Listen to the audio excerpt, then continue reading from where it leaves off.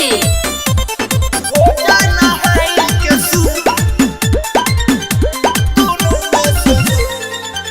कबो करब ना तोहरा के माना बोलो में हई तोहरे ला बाटे खजाना बोलो। कबो करब ना तोहरा के माना बोलो में हई तोहरे ला बाटे खजाना बोलो। चाहे मंगल है चाहे सोमवार रहे चाहे मंगल बुध चाहे सोमवार रहे चाहे मंगल बुध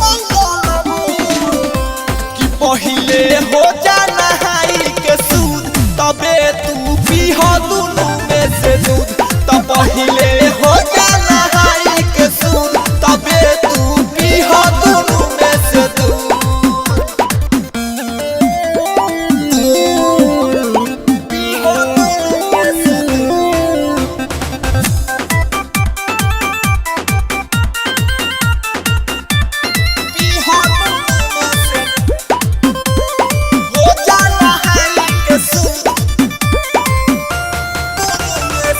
सुनो ये राजा पहले साफ हो के आओ तोहरे सामान हो तू ही झूठी आओ। सुनो ये राजा पहले साफ हो के आओ तोहरे सामान हो तू ही झूठी आओ। कहीं मन है कहीं मन बात न करो हमसे जुद कहीं मन बात न करो हमसे जुद कि पहिले हो जाना हाई के सूद तबे तू पीह दुनू में से दूध। तो पहिले हो जाना हाई के सूद तबे तू पीह दुनू में से दूध। पीह दुनू में से दूध।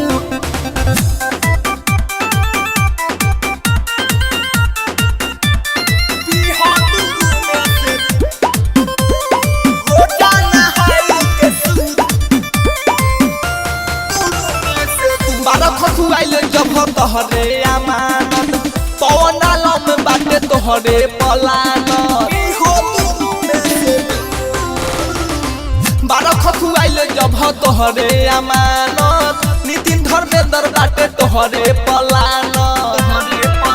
मुँह फुलावो ना है मुँह फुलावो ना हमरा से करो विरुद्ध मुँह फुलावो ना हमरा से करो विरुद्ध कि पहिले हो जाना हाई के सूद तबे तू पीह दुनू में से दूध।